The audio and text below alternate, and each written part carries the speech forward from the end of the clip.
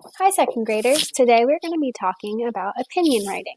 We're going to continue our understanding and learning about what opinion writing really is and how important it is for good writers to practice it. We're going to be talking specifically today about how to include evidence in your writing. We've been using the idea of an OREO cookie to help us understand how to do your best opinion writing. To remind you, your opinion is sharing what you think about something. So your opinion is very important to share because it's just what you think. Some people might have the same opinion of you, but some people might disagree, and that is okay.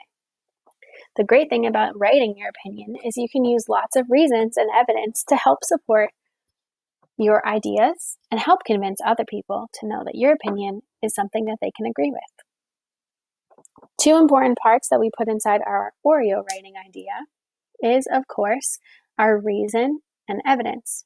If you take a look at our OREO picture, you'll see that the evidence and reasoning is kind of like the double stuffed OREO inside, the double filling on the inside. Your reason is why you think what you think, and you can use the word because to support that reason. The thing we're going to focus on today is your evidence. Your evidence comes from the text or the experience that you have had that supports your thinking. So you'll say your opinion statement and describe what you think. Then you'll include your reason and support it with the word because. And before you conclude your paragraph, you'll include some evidence from a text or experience that supports your thinking. Let's practice with some text we've read together this year. Today we're going to practice using your reasoning and the word because after your opinion, and then you're going to practice using evidence from a text or a photo to help support your thinking. Remember, your evidence is what we're really focusing on today. So, here's two titles and covers of books we read together at the beginning of the school year. The first book is A Color of His Own by Leo Leone, and it's about that really cute chameleon who was looking for a color of his own. He was changing colors so much and he wanted to be the same color of other characters. By the end, he realized that his color was really special. The other book that we read at the beginning of the school year is The Little Yellow Leaf. And remember, this yellow leaf did not want to fall off the branch and be like the other leaves. Both of these characters are very unique. Let's try and describe which character is more unique. Which do you think is more unique? Remember, unique means that they do something without others' opinions, and they don't really worry about what other characters think.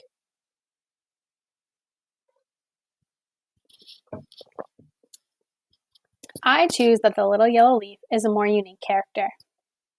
So, let's try our writing. The little yellow leaf is more unique because it did not fall to the ground like the other leaves. The little yellow leaf is unique, and this is where I'm going to include my evidence. The evidence is where I'm going to include details from the story to help me. So I don't have the text in front of me right now, but I remember from some different pages of the text when the little yellow leaf was unique. So one example of when the little yellow leaf is unique is when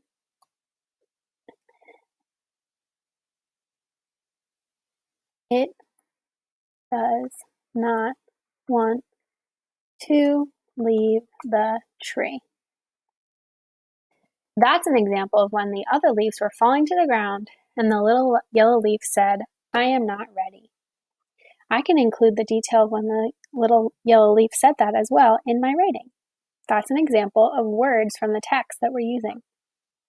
The little yellow leaf is unique when it does not want to leave the tree and says, "I am not ready." So there's an example of how you can use evidence to support our paragraph. The little yellow leaf is more unique because it did not fall to the ground like the other leaves. The little yellow leaf is unique when it does not want to leave the tree and says, "I am not ready." That's an example of words from the text that I got to support my reason and the evidence. Here's 2 more books that we read together in school this year. Which character is more brave? Which character is more brave? Martin Luther King Jr. or Ruby Bridges? Which character do you think is more brave?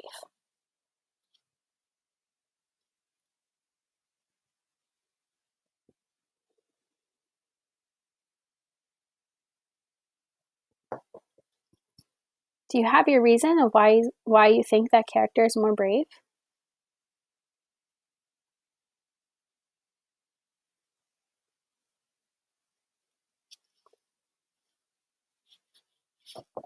Okay, I'm going to give you my reason of which character I think is more brave, and then I will use evidence from the text to support that idea.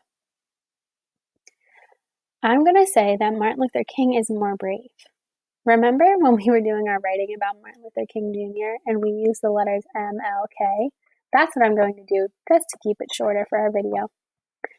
I think Dr. Martin Luther King Jr. is more brave because he spoke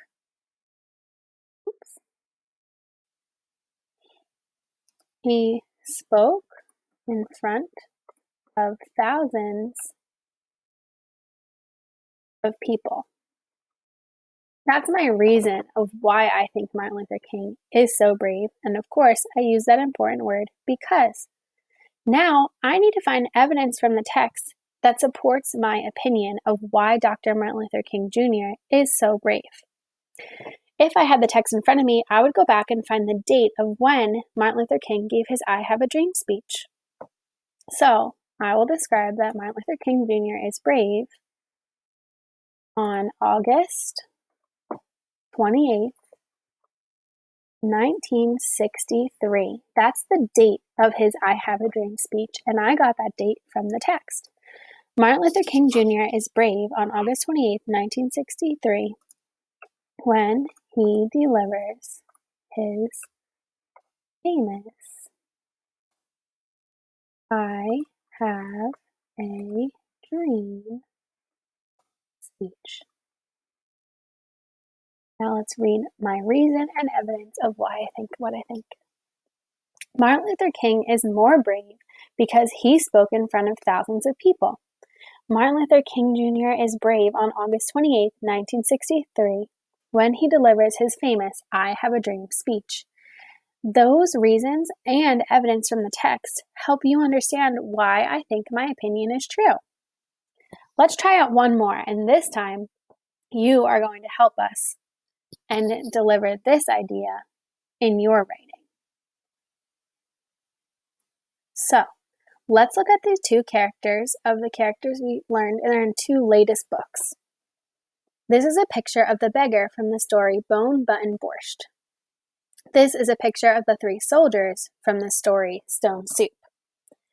Both of these main characters, all 3 of these main characters in Stone Soup and the beggar in Bone, Button, Borscht were tricky characters.